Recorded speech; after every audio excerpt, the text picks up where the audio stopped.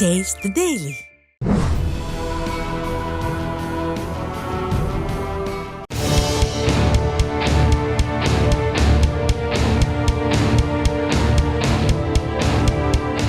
நூற்றுக்கணக்கானவர்களை பலிவாங்கிய வயநாடு இயற்கை சீற்றத்தில் கனமழைக்கான முன்னெச்சரிக்கை கொடுத்தும் கேரள அரசு கண்டுகொள்ளவில்லை என மத்திய அமைச்சர் அமித்ஷா ஒருபுறமும், தெளிவான வானிலை தகவல்களை தங்களுக்கு கொடுக்கவில்லை என கேரள முதலமைச்சர் பினராயி விஜயன் மறுபுறமும் என மாறி மாறி குற்றம் சாட்டிக் கொண்டிருக்கிறார்கள்.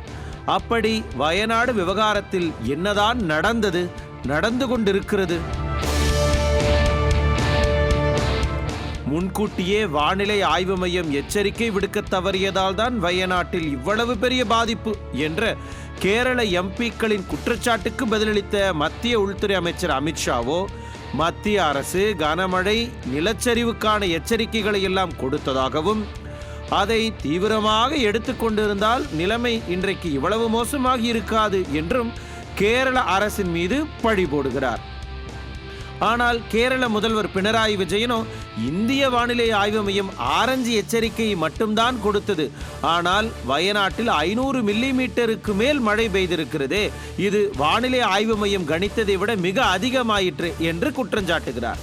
இதில் யார் பக்கம் நியாயம் இருக்கிறது என்று பார்ப்பதை விட யார் துரிதமாக செயல்பட்டிருக்க வேண்டும், எந்த இடத்தில் பிரச்சனை ஏற்பட்டது, அதை எப்படி தீர்த்திருக்கலாம் என்றல்லவா பேசியிருக்க வேண்டும். ஆனால் அதை விட்டுவிட்டு யார் சரி யார் மீது தவறு என்றெல்லாம் பேசி இந்த பிரச்சனையை நீர்த்து போக செய்து கொண்டிருக்கின்றன அரசியல் கட்சிகள்.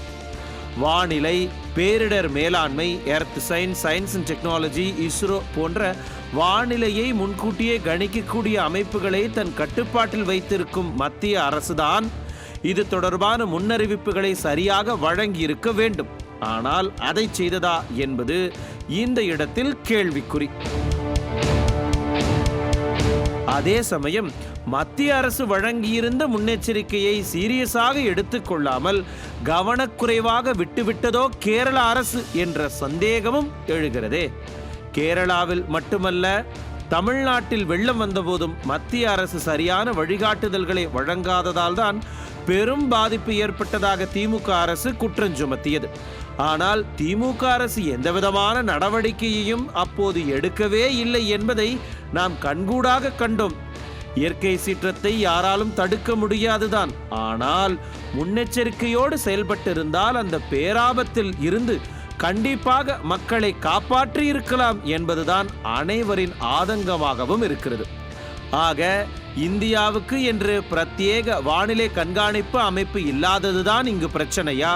வெளிநாடுகளில் இருப்பதைப் போல வானிலையை துல்லியமாக கணிக்கும் நடைமுறைகள் இந்தியாவில் சாத்தியமே இல்லையா?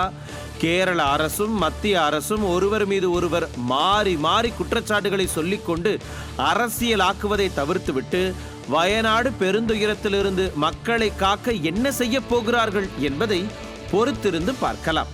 நியூஸ் ஜே செய்திகளுக்காக இணையாசிரியர் மனோஜ்குமார் கோபாலன்.